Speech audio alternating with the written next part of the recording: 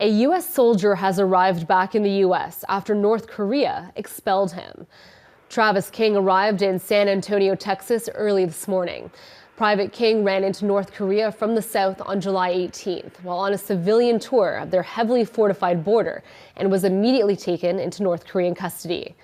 Prior to the incident, King was to be brought back to the U.S. to face discipline and an investigation after he was convicted of assault and imprisoned in South Korea. He will now be taken to Brooke Army Medical Center, where he will undergo post-isolation support activities. So in terms of why he left and motivations for why he crossed over into the DPRK, again, as you know, that's still under investigation. That's something that the Army is leading with UN Command as well. So I will, let that investigation continue.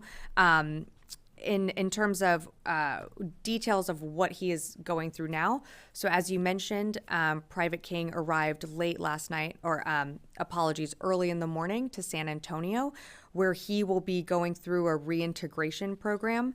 How long he is there in this reintegration program is really dependent on each person that goes through. But what I can tell you is he'll be going through medical screenings, medical evaluations, and then he'll be meeting with professionals to assess his emotional and mental health well-being, and he'll be meeting with counselors. So this is something that I can't really put a timetable on, but he will be there going through the reintegration program for the immediate future.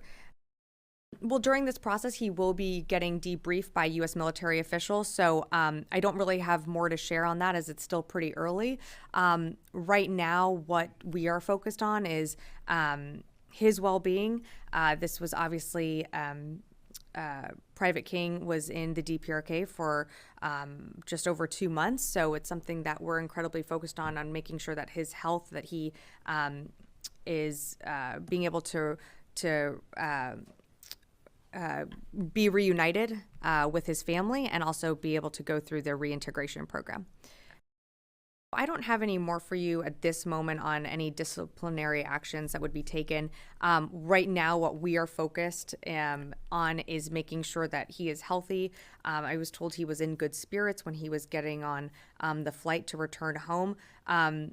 This is, of course, going through the reintegration program is something that's going to take time. And so we're really focused on his health, reuniting him with his family. And when we have more details provided, we'd be happy to do that.